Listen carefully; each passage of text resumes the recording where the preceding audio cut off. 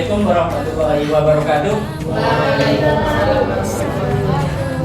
Dan Alhamdulillah amat batu yang terhormat para teman-teman saya, teman-teman guru dari SDN 1 Triwarno dan SDN 2 Triwarno. Saya di Dompleng ya. Ya. Sebelumnya perkenalkan, nama saya Haisun Kafil. Saya CGP Angkatan 11 Kabupaten Kebumen. Saya mengajar di SDN 2 juga di Bontowarno. Ada yang pernah ke Bontowarno? Sudah pernah? Sudah. Ngapain di Bontowarno? Sumbangan. Iya, itu di desa SD saya. Gitu. Nah, kalau ke sana boleh main-main ataupun boleh berinteraksi. Nah, saya di sini akan mendesiminasi ataupun membagikan pengalaman dari saya, yaitu pengalaman apa? Pengalaman kuliah positif, gitu ya. Yuk, next. Ya, sebelum kita melanjutkan tentang pembagian pengalaman saya, ya, di sini saya akan tanya kepada Bapak Ibu, apakah Bapak Ibu di sini setuju ataupun tidak setuju dari pertanyaan yang saya sampaikan. Yang pertama adalah hukuman dapat mendisiplinkan anak. Menurut Bapak Ibu nanti setuju ataupun tidak setuju, gitu ya. Nah, saya bacakan dulu. Nanti setelah saya bacakan, Bapak Ibu bisa memilih yang sesuai dengan hati nurani Bapak Ibu, itu setuju ataupun tidak setuju. Terus yang kedua, pemberian hukuman dengan hal positif seperti membaca ataupun membersihkan halaman sekolah dapat meningkatkan disiplin anak.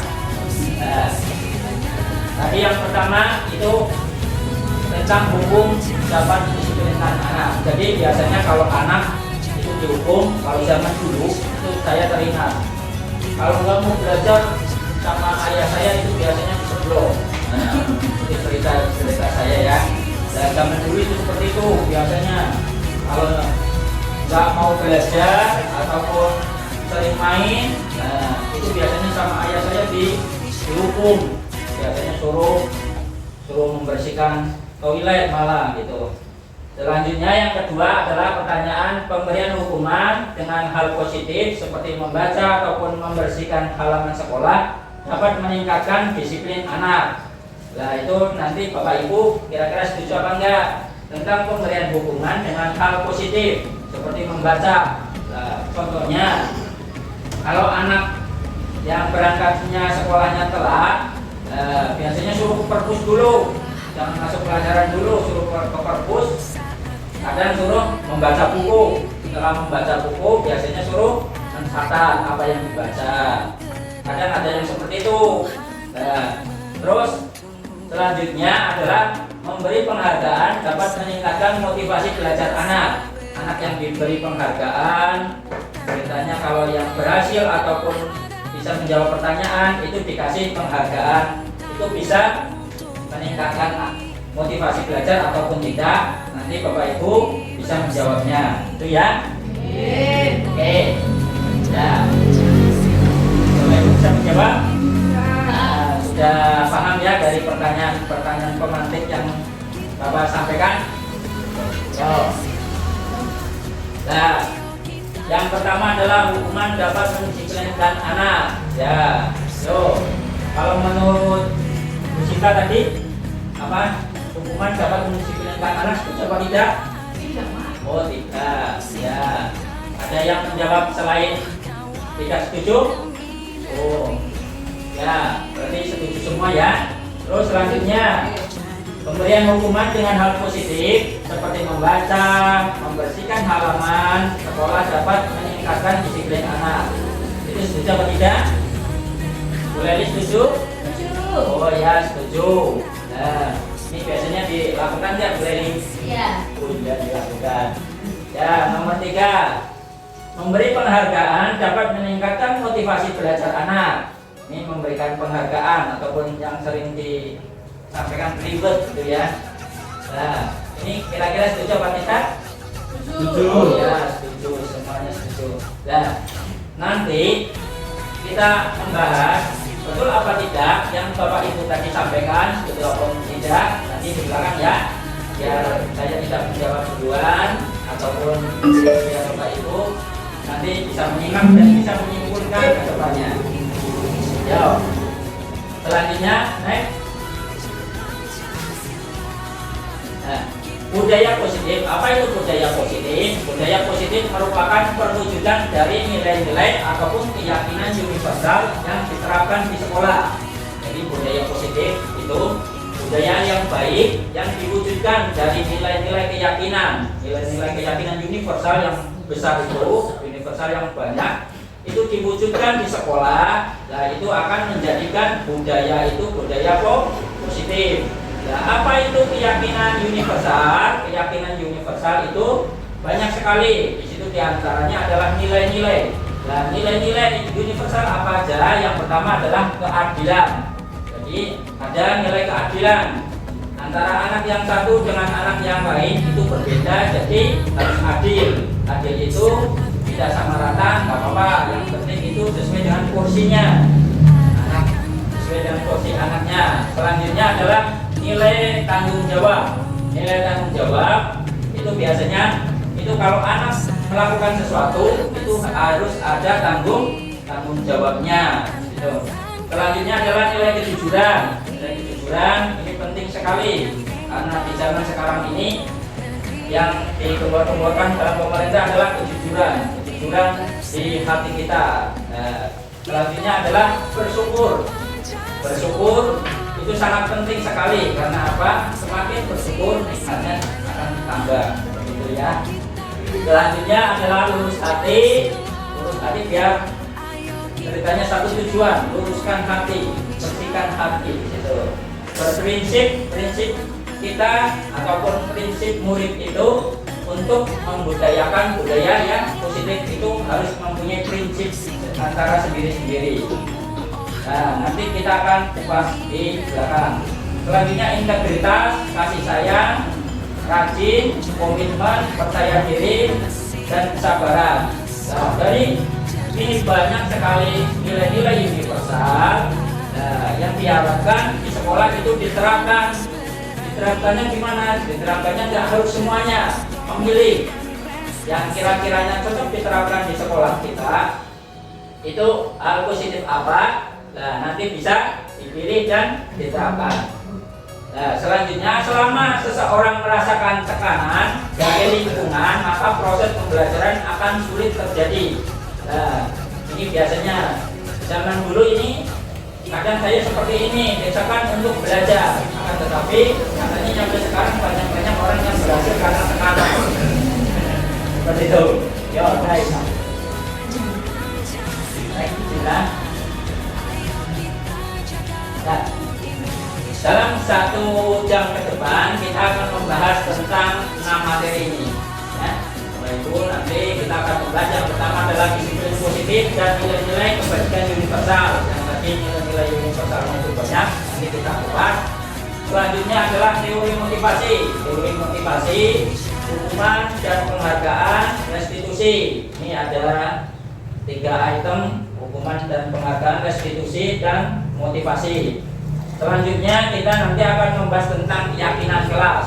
Nah, keyakinan kelas ini yang biasa kita praktekkan itu betul apa enggak? Keyakinan kelas itu termasuk keyakinan kelas ataupun peraturan kelas. Nah, nanti kita akan membahas di materi yang nomor 3. Selanjutnya adalah kebutuhan dasar manusia dan dunia berkualitas. Nah, kebutuhan dasar manusia itu harus terpenuhi karena apa? Nanti seseorang itu akan menjadi berkualitas kalau kebutuhannya itu terpenuhi. Yang kelima, materi yang kelima adalah 5 posisi kontrol. Nah, posisi kontrol ini bisa kita terapkan kepada murid. Kepada murid itu biasanya kalau yang melanggar dari keyakinan ataupun peraturan. Nah, nanti kita bisa melihat, kita bisa mempraktekkan dari 5 posisi kontrol itu mana yang paling baik ataupun mana yang sering dilakukan sama kita. Nanti kita lihat.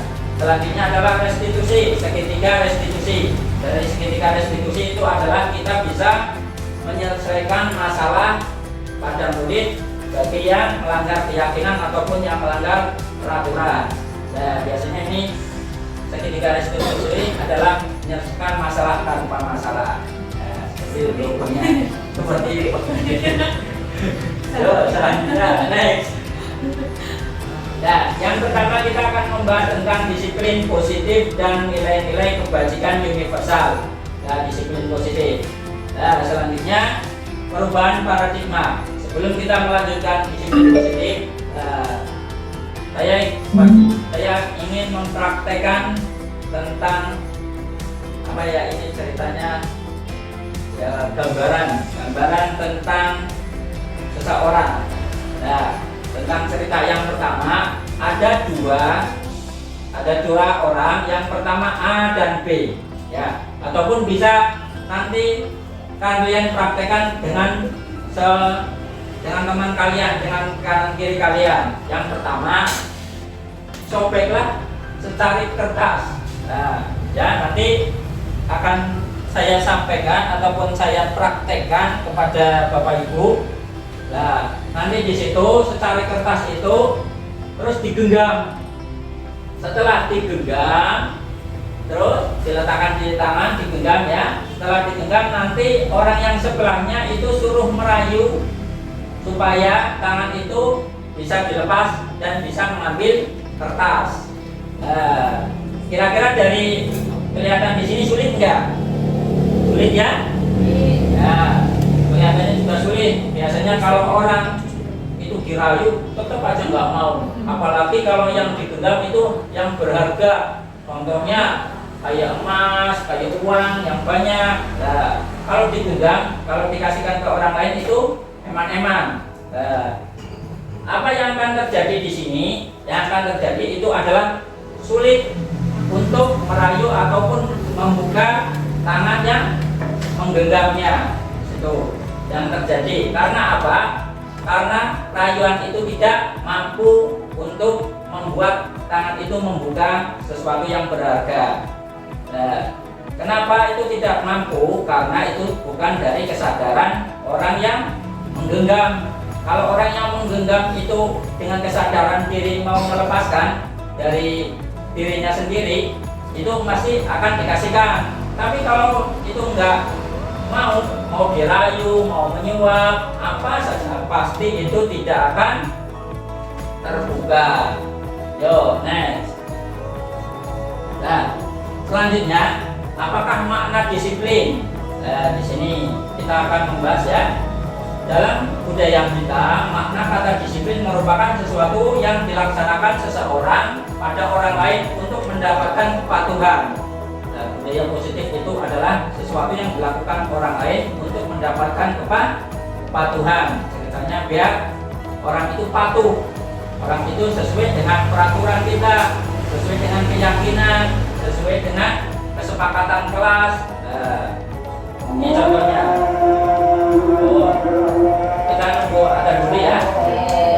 Kita sambil istirahat dulu, silakan sambil istirahat Bapak Ibu.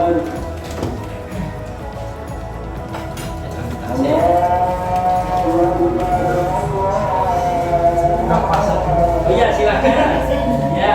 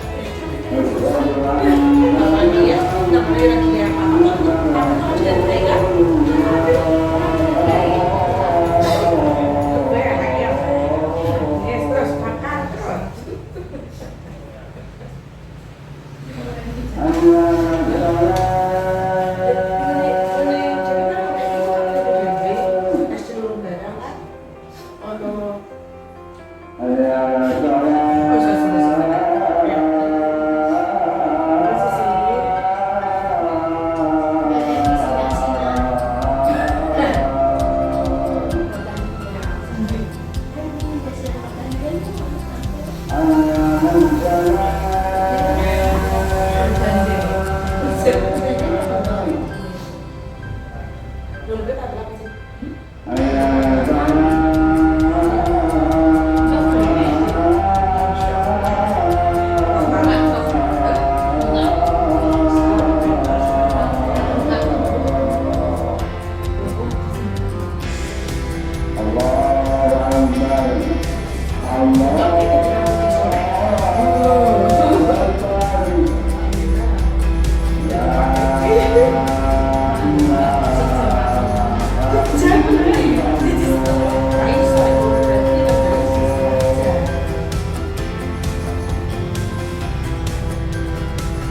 Ya, terima kasih.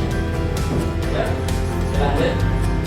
Nah, nilai-nilai kebajikan universal yang tadi saya sampaikan adalah nilai sifat positif manusia yang merupakan tujuan mulia yang ingin dicapai ataupun setiap individu. Dan setiap individu pasti ingin mencapai kebaikan. Karena sejatinya kita ingin baik. Selanjutnya nilai-nilai tersebut bersifat universal dan lintas batas, agama, latar belakang ataupun ras. Nah, silakan. Selanjutnya, setiap perilaku perbuatan pasti memiliki tujuan. Nah, tujuan kita pasti, perbuatan kita pasti itu memiliki tujuan. Perbuatan apapun pasti memiliki itu tujuan. Kita mengajar juga memiliki tujuan. Murid-murid berangkat sekolah juga mempunyai itu tujuan. Selanjutnya, dengan mengaitkan nilai-nilai kebajikan yang diyakini seseorang, maka motivasi intrinsik akan terbangun. Nah, dari meyakini seseorang untuk nilai-nilai kebajikan, maka motivasi dalam dirinya itu akan terbangun sehingga menggerakkan motivasi dari dalam untuk mencapai tujuan yang diinginkan. Nah, dari sini, dari kebajikan-kebajikan itu yang sering dikait-kaitkan, membuat motivasi dalam diri anak itu akan terbangun terus akan sesuai dengan tujuan yang mulia. Yuk dilanjut. Nah, dari nilai kebajikan yang banyak, yang universal itu terus dikerucutkan menjadi profil pelajar Pancasila yang ada 6, yang mungkin kalian sering ataupun Bapak Ibu sering nyanyikan di kelas. Nah, ini yang pertama adalah beriman dan bertakwa kepada Tuhan Yang Maha Esa dan berakhlak mulia. Ini nilai kebajikan profil pelajar Pancasila yang pertama, beriman. Pasti kita beriman. Kalau di Indonesia itu pasti beriman karena mempunyai agama, karena itu yang ditentukan. Terus selanjutnya adalah mandiri. Mandiri itu diharapkan anak-anak itu bisa mandiri, tidak tergantung kepada orang lain. Mandiri itu bisa luas sekali, bisa diterapkan dalam seharian ataupun dalam mengerjakan tugas, ataupun di rumah juga bisa diterapkan, bisa mengerjakan soal sendiri, bisa merapikan tempat itu sendiri ataupun yang lain. Selanjutnya adalah bernalar kritis. Dari nilai kebajikan itu kita diharapkan untuk bernalar kritis. Bernalar kritis itu menciptakan sesuatu yang baru. Yang keempat adalah berkebinekaan global. Jadi bisa menghargai antara perbedaan yang satu dengan perbedaan yang lain. Ini mungkin sekolah kita dengan sekolah yang lain itu pasti berbeda. Nah, bagaimana caranya? Itu kita harus saling menghargai dengan keragaman. Itu nilai yang keempat. Terus nilai yang kelima adalah bergotong royong. Jadi kita bergotong royong untuk mencapai tujuan. Contohnya, kalau kita menerapkan nilai kebajikan, kita pengen ataupun punya inisiatif besok sekolah kita menerapkan nilai kebajikan apa kalau yang sudah disepakati. Nah, itu bisa tercapai karena apa? Karena harus bergotong royong, karena tidak bisa mandiri ataupun tidak bisa sendiri untuk mencapai nilai kebajikan yang diharapkan, karena di sekolah itu banyak orang-orangnya. Terus selanjutnya adalah kreatif. Kreatif itu menciptakan nilai-nilai yang baru. Ini yang terakhir. Terus selanjutnya, next. Penerapan budaya positif. Ini yang biasa saya lakukan. Yang pertama itu sedang anak kalau mau masuk sekolah itu ditungguin Pak Guru, jadi anak-anaknya itu salin. Nah, ini kebiasaan yang sudah saya lakukan di sini. Yang pertama itu anak-anak itu saling pas waktu datang ke sekolah itu ceritanya disambut oleh Pak Gurunya. Jadi anak-anak itu semakin sumringah ataupun semakin senang, semakin percaya bahwa anak-anak itu saya merasa dihormati sama Pak Guru. Jadi anak-anak itu lebih bunga. Nah, di situ. Terus selanjutnya adalah kebiasaan dalam pembelajaran. Dalam pembelajaran diharapkan kita bisa selalu mengedepankan murid. Karena apa? Karena sejatinya kita mengajar itu adalah untuk murid. Murid kita itu dijadikan seperti apa? Nah, kita harus tahu. Selanjutnya yang terakhir adalah pembiasaan budaya positif, yaitu bergotong royong ataupun membersihkan lingkungan sekitar. Nah, itu mungkin di sekolah yang lain juga sudah diterapkan. Ini diterapkan di sekolah saya itu Jumat bersih. Selain Jumat bersih itu adalah Jumat rohani. Jadi sebelum anak melakukan kerja bakti itu anak datang, sekolah dijemput, terus kita melakukan yasin dulu, yasin tahlil dulu. Setelah itu baru kerja bakti selama 20 menit. Biasanya kami laksanakan di Jumat yang pertama dan Jumat yang ketiga, yang bedanya, jadi pergantian. Terus selanjutnya yang kedua adalah kita membahas tentang teori motivasi, hukuman dan penghargaan ataupun restitusi. Nah, kita memotivasi anak ini seperti apa, dengan senangkah atau dengan penghargaan. Ya, kita bagaimana mengatasi anak itu dengan restitusi. Next.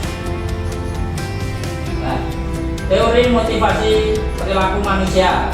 Nah, manusia itu mempunyai beberapa motivasi, dari motivasi internal ataupun intrinsik dan motivasi eksternal. Yang pertama, untuk menghindari ketidaknyamanan hukuman, apa yang akan terjadi apabila saya tidak melakukannya. Nah, jadi ini arah hukuman dihindari. Nah, bagaimana caranya dihindari? Itu termasuk motivasi eksternal yang datang dari luar. Biasanya kadang anak-anak itu pengen mengerjakan soal ataupun pengen dikasih soal ini nggak mengerjakan ataupun mengerjakan itu karena motivasi eksternal. Nah, bagaimana supaya tidak dihukum? Nah, itu tidak datang dari individu sendiri, itu termasuk motivasi eksternal. Terus yang kedua adalah untuk mendapatkan imbalan dari orang lain. Nah, ini apa yang akan saya dapatkan apabila saya melakukannya. Nah, biasanya ini anak-anak ini sering seperti ini.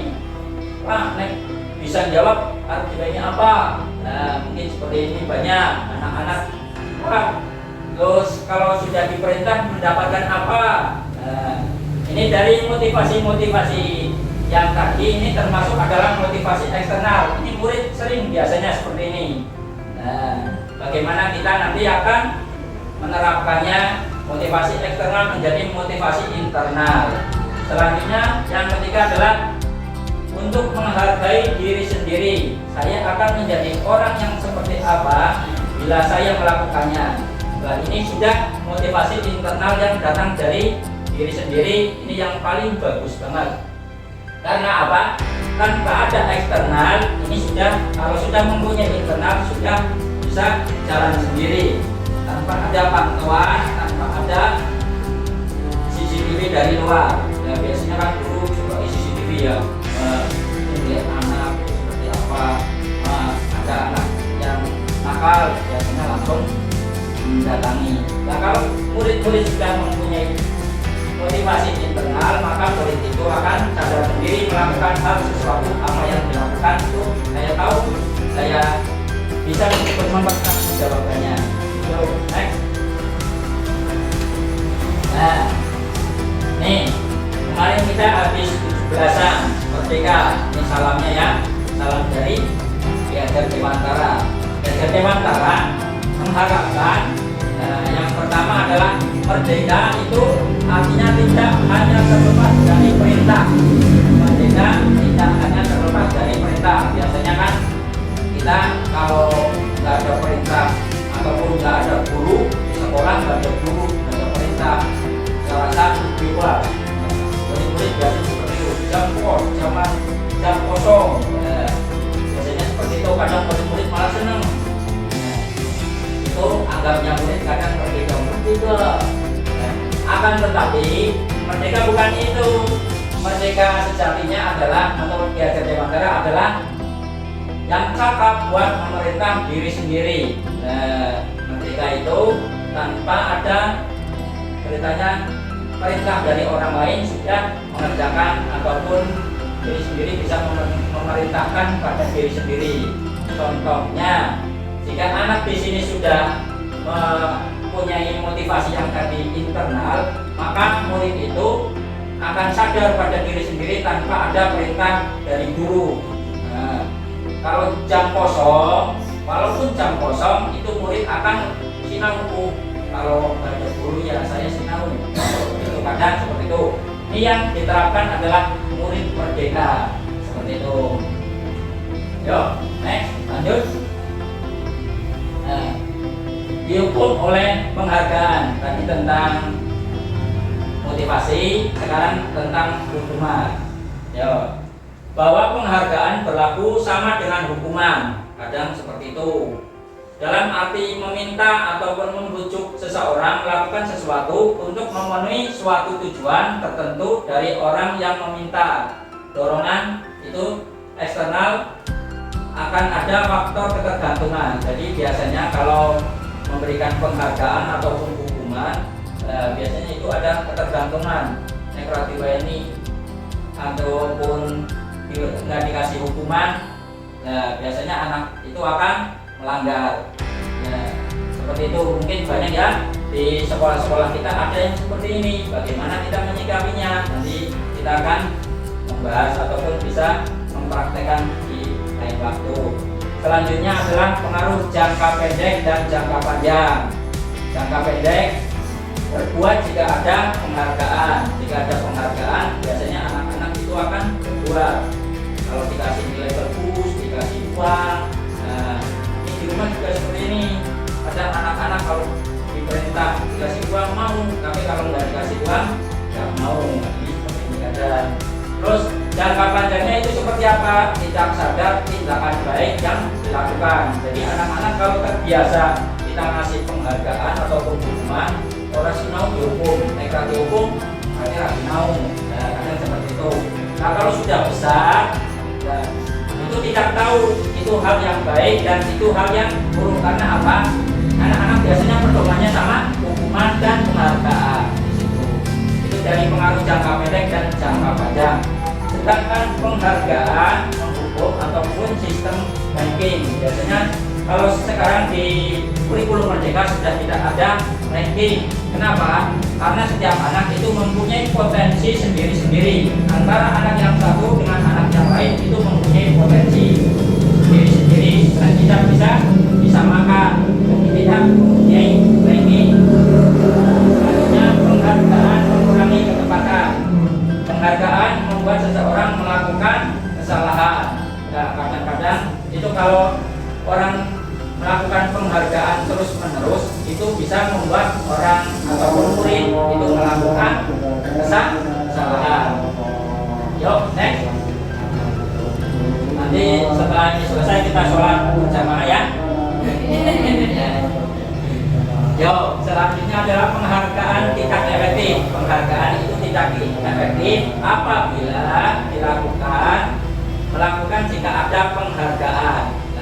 Jika ada penghargaan, anak itu akan tersentuh untuk melakukan. Itu makanya tidak efektif.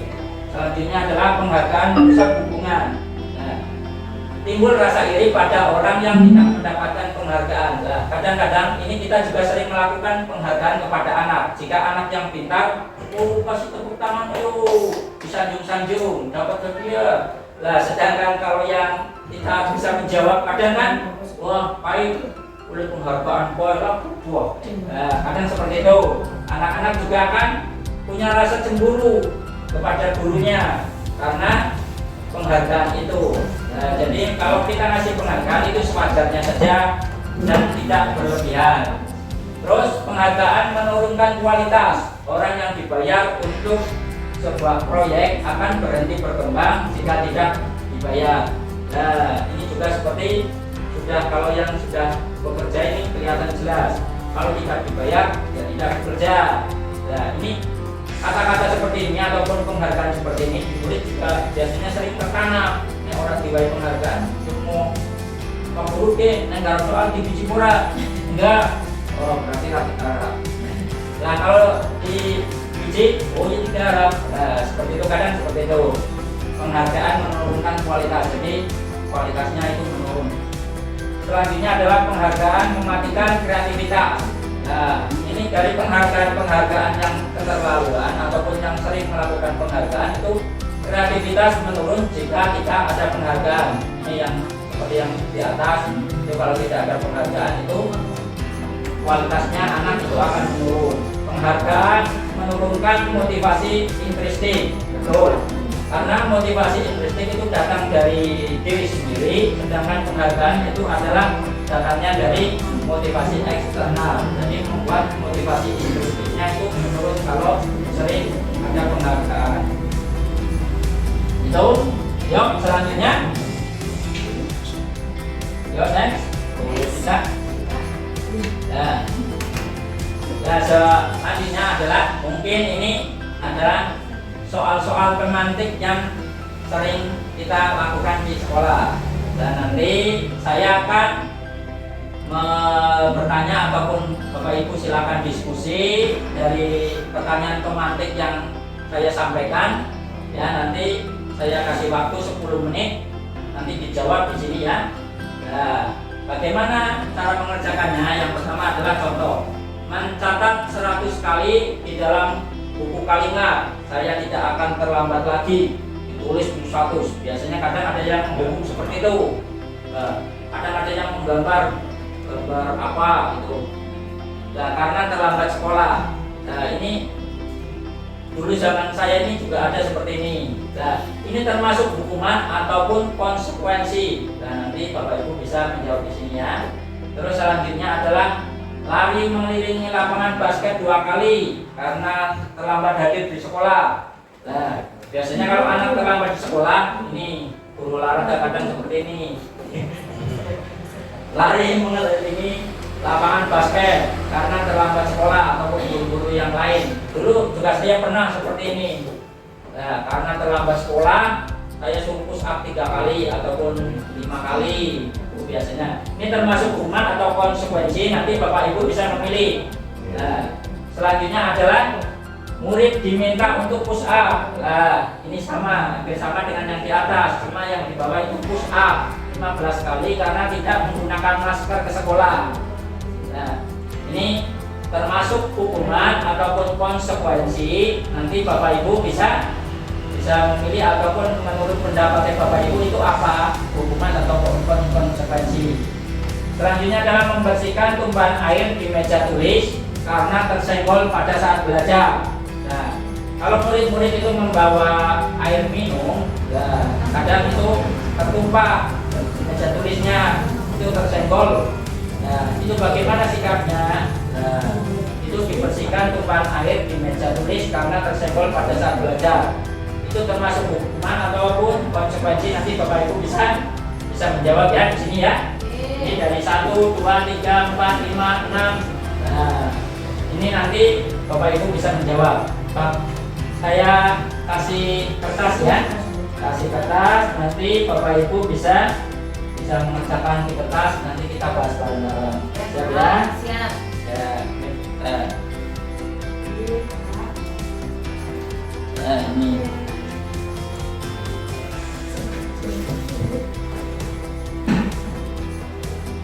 Kita kasih waktu 10 menit ya.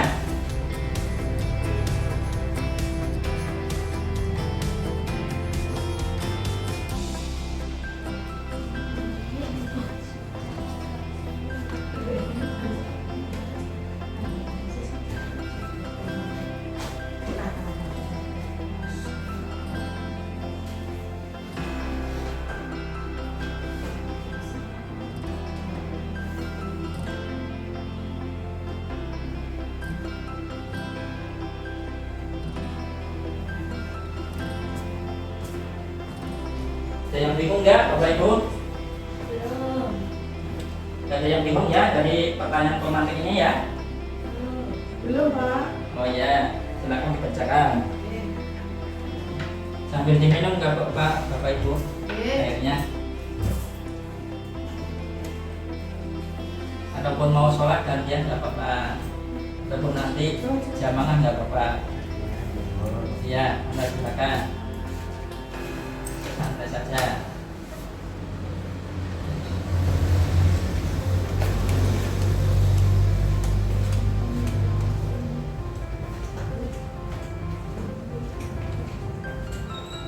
Sinta gimana? Ada yang bingung nggak? Enggak, Pak. Enggak ya? Diskusi sama Mbak Dita.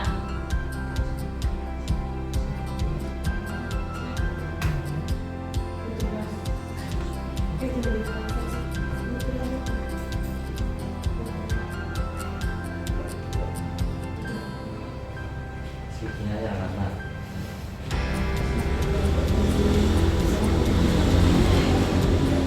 Ya, lanjut. Ya, yuk.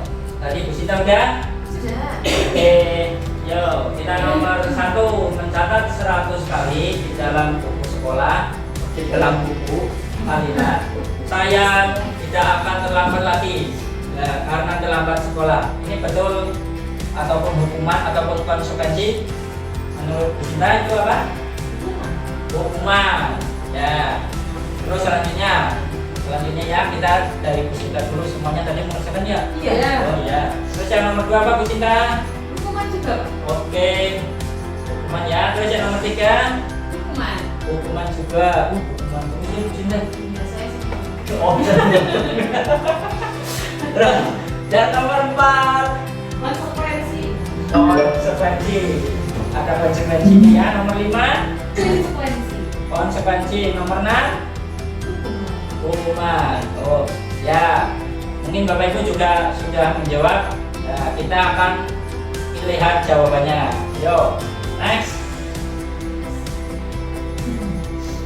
Oh betul Bu Sinta, itu ternyata banyak hukumannya. Iya. Nah, dari yang soal yang pertama sampai soal yang terakhir ini hukumannya ada 4, konsekuensinya ada 2. Jadi Bapak Ibu guru bisa membedakan ya, mana yang hukuman, mana yang konsekuensi.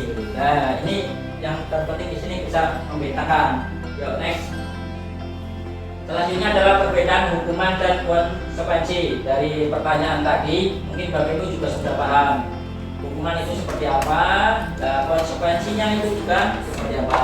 Ini ya, kelihatannya. Nah, nanti bisa dilihat lebih lanjut di YouTube juga. Yuk, next. Selanjutnya adalah apa itu restitusi. Restitusi adalah proses menciptakan kondisi bagi murid untuk memperbaiki kesalahan mereka sehingga mereka bisa kembali pada kelompok mereka dengan karakter yang lebih kuat. Jadi restitusi itu berbeda dengan hukuman. Restitusi itu mengharapkan jika anak ada kesalahan, maka anak itu tahu kesalahannya dan bisa memperbaikinya dan juga bisa kembali ke lingkungannya tanpa dikucilkan. Di situ restitusi. Mungkin restitusi ini sering kita dengar. Apa itu restitusi? Pengertiannya adalah seperti ini. Bapak Ibu juga bisa menerapkannya jika ada kasus-kasus yang terjadi di sekolah kita.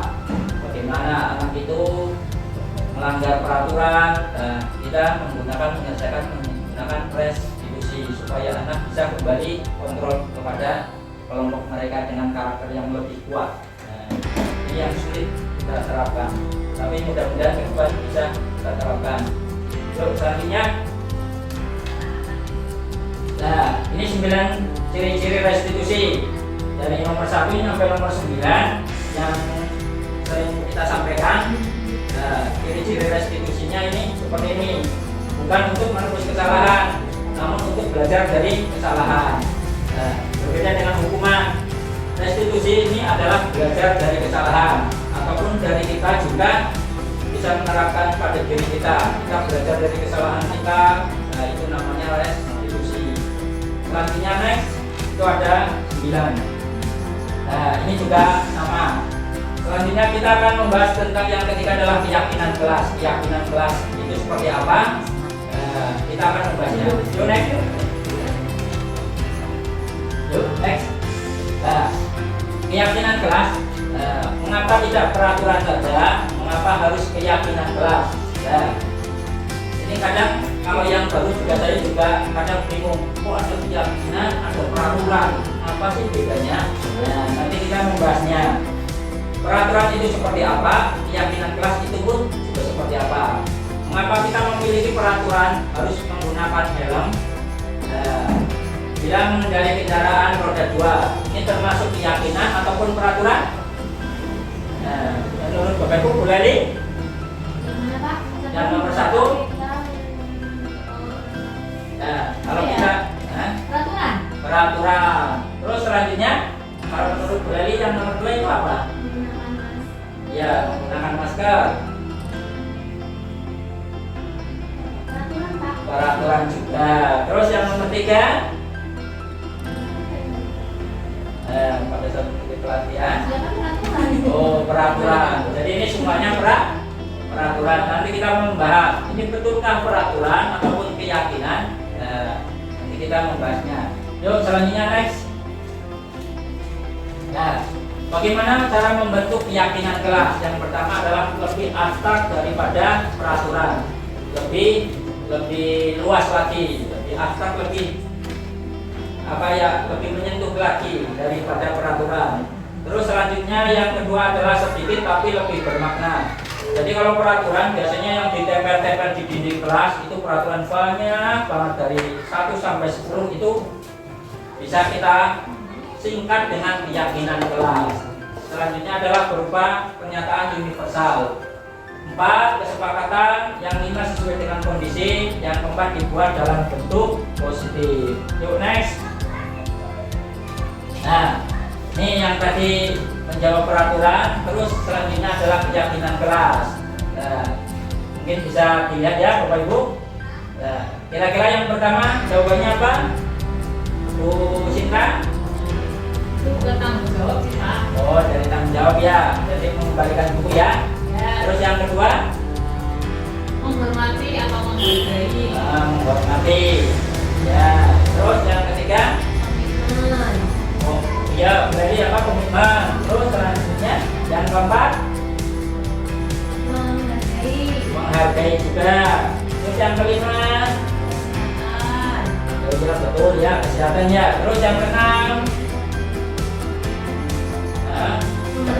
Menghargai juga. Terus yang ketujuh gunakan masker. Kesehatan. Keyakinan kita kesehatan. Terus jangan berlari di kelas ataupun koridor. Keselamatan ya. Oh iya, keselamatan. Yuk kita lihat jawabannya. Yuk next. Oh ya betul sekali. Kita kasih tepuk tangan. Ya, ini Bapak Ibu juga sudah paham dari sini dari awal sampai akhir. Keyakinan itu apa? Nah, dari tanggung jawab itu atau dari menghormati orang lain sampai yang terakhir. Yuk next. Nah, ini yang saya lakukan di sekolahan. Yang pertama adalah untuk membuat keyakinan kelas, yaitu menggunakan kita persiapan dulu. Persiapan. Nah, di sini saya membagikan kertas kepada murid-murid untuk membuat kesepakatan ataupun keyakinan kelas. Jadi kesepakatan itu nanti kita akan tempel-tempel, terus kita jabarkan. Yuk, terus ini prosesnya gambarnya seperti ini. Nah, yuk next. Nah ini mungkin seperti kita belajar lagi seperti itu. Ya Bapak Ibu Pak. Yuk next.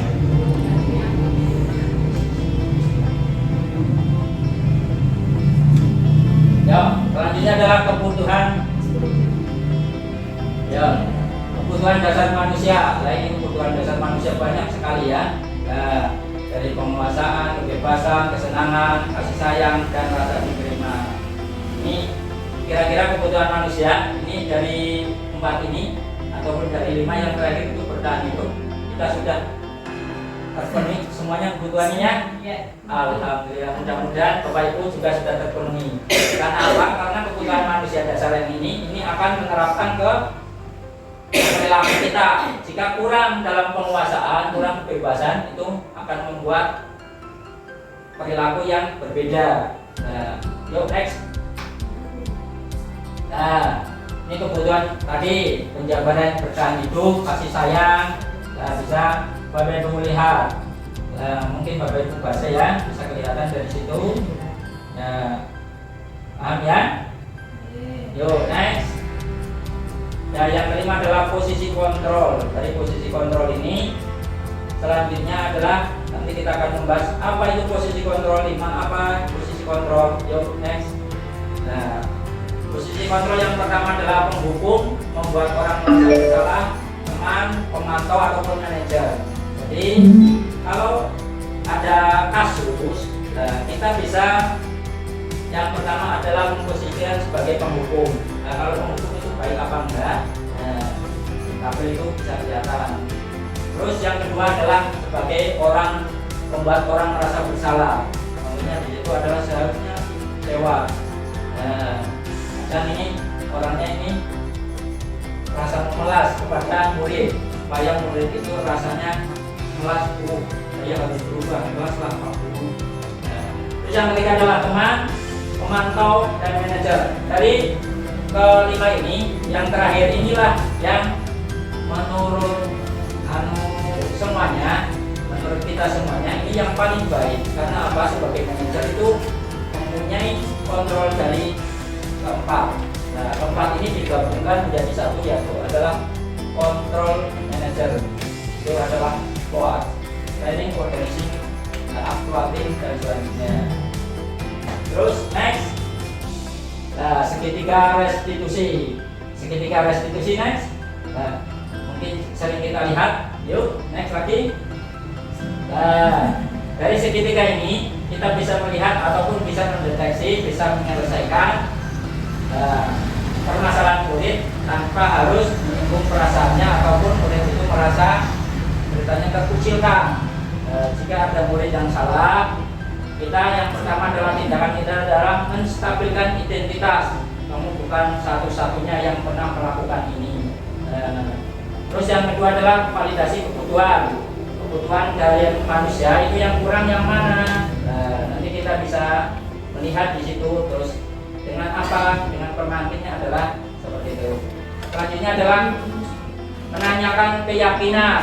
Nah, keyakinan itu anak itu melakukan kegiatan pasti punya sesuatu ataupun punya tujuan. Nah, di sini kita lihat punya keyakinan, nilai-nilainya. Nanti yang sudah kita sepakati itu seperti apa? Nah, kita bisa terapkan di situ. Yuk next. Dan menstabilkan identitas. Nah, itu yang tadi bisa dilihat. Next. Nah, cara memvalidasi juga seperti itu tadi yang sudah saya terangkan. Nah, next lagi, menanyakan keyakinan yang tadi juga sudah. Mungkin Bapak Ibu bisa mempraktekkan jika ada kasus-kasus di sekolah ataupun kasus dalam rumah tangga. Ini bisa seperti ini, menanyakan pakai sertifikat restitusi. Bisa diterapkan ya. Dalam kasus rumah tangga pun bisa, kalau ada apa-apa menggunakan keyakinan. Yuk next. Nah, alhamdulillah ini yang terakhir ya. Yang terakhir dalam pembelajaran ini kita akan melakukan refleksi. Nah, akan tetapi sebelum melakukan refleksi, tadi Pak Guru minta untuk membuat kesepakatan kelas. Nah, kesepakatan kelas mungkin Pak Guru ataupun mungkin dari saya bisa minta bantuan pada teman ya. Siapa yang mau membantu saya? Lady, kita membuat membuat keyakinan kelas. Kita praktek dulu sebelum refleksi sebentar saja. Oke. Yuk. Cara-caranya gimana, Lady? Saya bisa membaca? Ya. Sebentar aja. Ya, nanti kita bisa dipraktekkan di kelas masing-masing itu bagaimana cara membuat keyakinan kelas.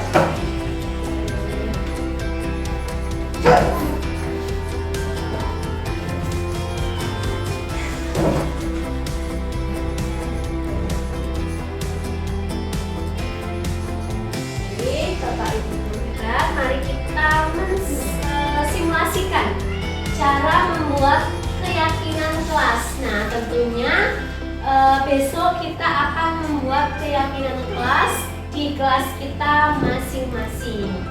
Nah, berdasarkan tadi apa yang sudah dipaparkan oleh Pak Kaizun, bahwa keyakinan kelas itu berasal dari ide-ide murid-murid kita. Nah, silakan Bapak Ibu semuanya ceritanya jadi murid, silakan menuangkan ide-idenya. Apa yang ingin Bapak Ibu utarakan? Ide apa? Coba, apa ya Bu Dita? Misalnya apa ya? Peraturan kelas dulu nih. Dilarang berangkat telat. Dilarang berangkat telat. Nah, berdasarkan apa yang tadi sudah dipaparkan Kak Kaizun, bahwa keyakinan kelas itu berupa kalimat yang positif. Dilarang berangkat telat. Kira-kira kalimat positifnya bagaimana ya? Datang tepat waktu. Datang tepat waktu. Ya, tulis ya. Ya. Keyakinan kelas.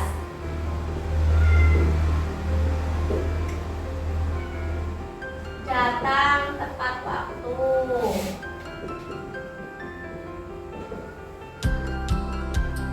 Dua, apa Bu Sinta? Ya. Oh iya, dilarang membuang sampah. Masih negatif ya kalimatnya ya. Mari kita positifkan, berarti Menjaga kebersihan. oke, menjaga kebersihan bisa. Menjaga kebersihan. Terus apa lagi ya? Bertutur kata yang sopan atau berbicara sopan.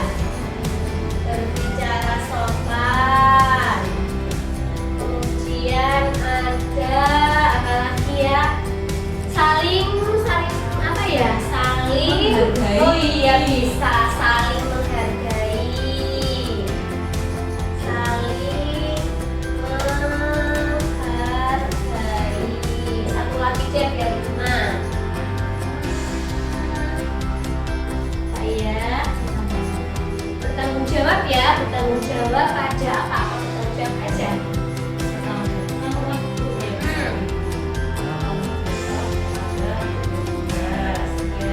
Kebersihan. Ya, baik. Kita sudah mensimulasikan bagaimana cara membuat keyakinan kelas.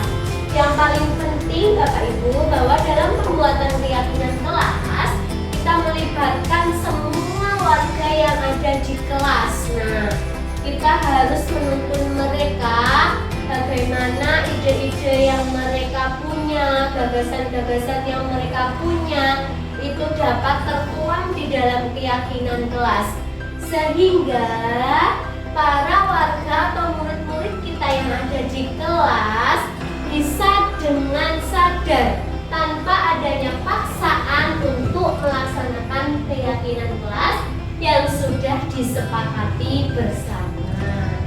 Terima kasih Pak Kaizun. Oh, iya. Seperti itu. Terima kasih Oke. Bu Dewi. Yuk kita kasih tepuk tangan. Ya, tadi menebakkan saja bahwa keyakinan kelas yang tadi sudah disampaikan tepat sekali. Mengubah kata-kata yang belum positif ataupun kata-kata negatif menjadi kata-kata yang positif. Dari peraturan kelas yang banyak sekali itu bisa disimpulkan ataupun dirapatkan ataupun bisa menjadi sedikit. Contohnya seperti tadi, datang tepat waktu, tidak membolos ataupun yang tadi dilarang terlambat. Itu dari beberapa kata dijadikan satu menjadi datang tepat waktu. Nah, contoh seperti itu adalah contoh keyakinan kelas. Jadi beberapa peraturan disimpulkan menjadi satu kata ataupun jadi beberapa kata yang itu sangat terjadi pada diri kita supaya keyakinan kelas itu tercapai. Dan mudah-mudahan dari keyakinan kelas ini murid-murid bisa menerapkannya ataupun bisa tersentuh hatinya untuk menjaganya ataupun memakainya dari motivasi eksternal menjadi motivasi internal ataupun mungkin Bapak Ibu tadi sudah paham ya, sudah paham bagaimana cara membuat keyakinan kelas ya, sudah paham? Dari pertanyaan yang refleksi yang saya sampaikan, yang pertama adalah hal apa yang mengubah paradigma saya yang saya dapatkan. Yang tadi saya sampaikan, mungkin Bapak Ibu sudah melihat ataupun mendengarkan, mencermati paradigma apa yang bisa kita terapkan untuk muda. Ini bagaimana kalau kita sudah bisa merefleksikan belum? Refleksi dari pelajaran yang tadi. Refleksi berdasarkan tadi yang sudah disampaikan Ya, ya. jadi selama ini masih belum apa yang resmi depannya bisa Ya, terima kasih ya. Ya. Selanjutnya adalah kita melakukan refleksi dengan pertanyaan yang nomor 2. Tadi coba yang serius banget. Bu Dita, perasaan apa yang muncul selama mengikuti sesi ini? Yang tadi dari sore sampai maghrib. Ini perasaannya itu seperti apa? Senangkah? Perasaan saya selama mengikuti kegiatan ini senang karena dapat mendapatkan ilmu baru ya Pak, lebih paham jadinya bagaimana menangani anak-anak yang perlu penanganan khusus, lalu muncul motivasi intrinsik agar bisa menjadi guru yang dapat memainkan peran sebagai manajer, sebagai teman seperti itu. Lalu saya senang karena dapat berdinamika bersama-sama. Oke, kita kasih tepuk tangan semuanya. Ya, alhamdulillah dari awal sampai akhir paparan saya ataupun desiminasi saya ataupun pembagian apa yang saya dapatkan dari CGP saya bagikan dari awal sampai akhir. Kalau ada kesalahan saya mohon maaf yang sebesar-besarnya, nggih Bapak Ibu. Ya. Ya. Terima kasih untuk waktunya yang tadi sudah mengganggu, seharusnya Bapak Ibu sudah pulang, jadi terganggu karena desiminasi. Mudah-mudahan amal Bapak Ibu sangat terima ataupun menjadi amal ibadah di akhirat nanti ya. Oke, terima kasih. Wabillahi taufiq wal hidayah. Wassalamualaikum warahmatullahi wabarakatuh.